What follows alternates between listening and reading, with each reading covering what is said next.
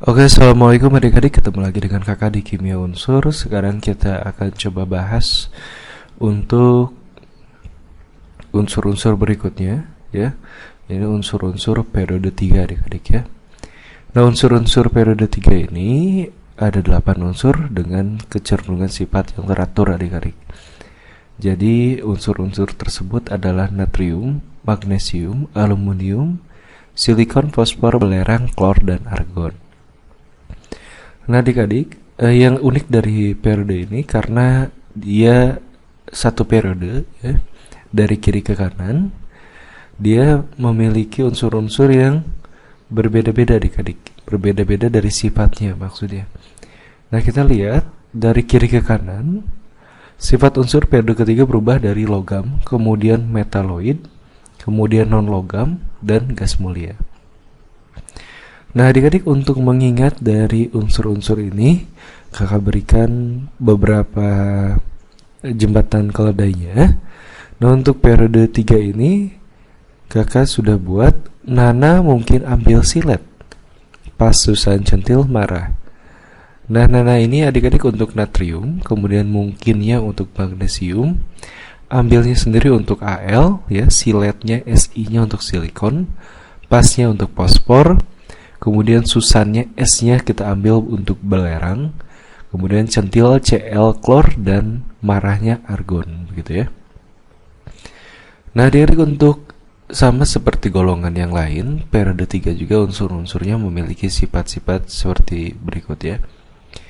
Untuk jari-jari, sifat logam, kebasaan, reduktor, ini dimiliki oleh natrium adik-adik.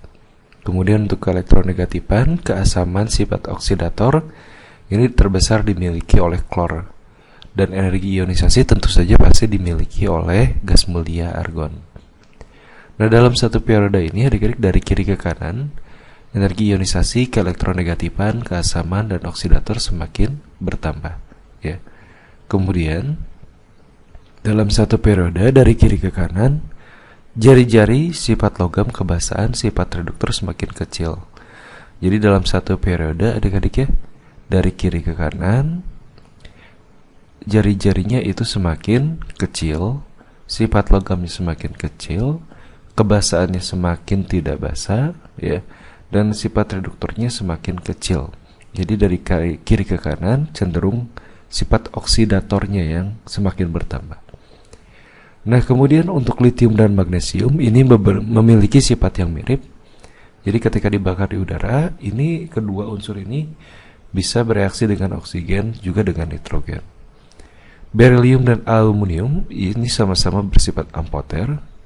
Kemudian untuk boron dan silikon ini memiliki sifat metaloid. Dan untuk aplikasinya adik-adik, untuk natrium ini biasanya digunakan sebagai lampu penerangan di jalan raya ya. Kemudian lampu ini biasa digunakan sebagai lampu kabut adik-adik ya, karena bisa menembus kabut.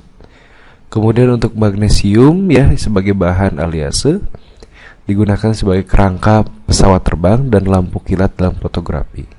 Kemudian aluminium sendiri bisa digunakan sebagai bahan campuran.